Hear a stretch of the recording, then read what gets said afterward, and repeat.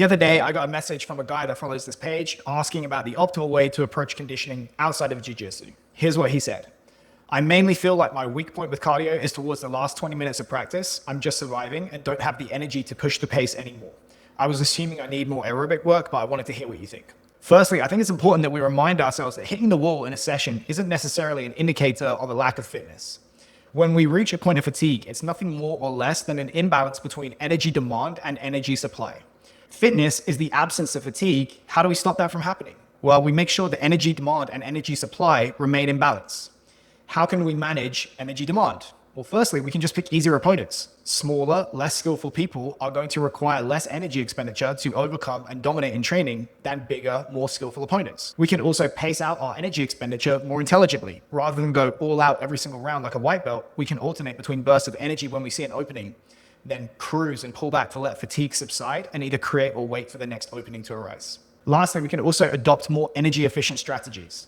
Anyone who's grappled will tell you, takedowns, scrambling, and escapes are the most energy-intensive parts of jiu-jitsu. So if you tactically avoid all of those by butt scooting and playing with your back, your energy demand will obviously drop significantly as a consequence. Let's imagine that you do all three of those. Is it possible that you can last the whole practice now without hitting the wall?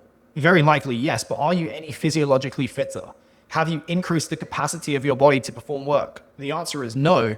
And this is why I think using arbitrary things like how you feel in training isn't necessarily the best indicator of fitness for grappling. What is a good indicator of fitness for grappling? It's the 6-minute Echo Bike time trial that we use inside of the free Jack Jitsu athlete analysis. Link in bio if you'd like to get the protocol and to see how your scores measure up against the best in grappling. So what about energy supply? This is basically everything that would come under the umbrella of traditional conditioning training.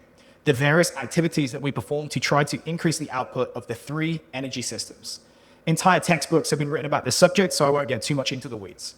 However, as I've said many times before on this channel, if you believe in the idea that all intensities on the energetic spectrum have value for jiu-jitsu, and they do, and if you believe that all of them should be trained, and they should, you need to make time for all of them in your program. What sparring in jiu-jitsu is really good at stimulating is that middle to upper zone of intensity, where your heart rate is going to be in the region of your lactate threshold, and sometimes it will go above during tough rounds.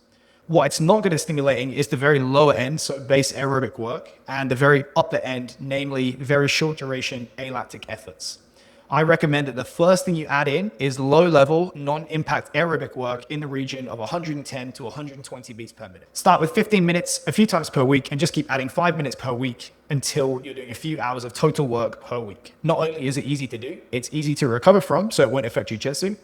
It has benefits for its own sake, and it will also help improve your ability to recover between intense sessions on the mats. I hope this helps.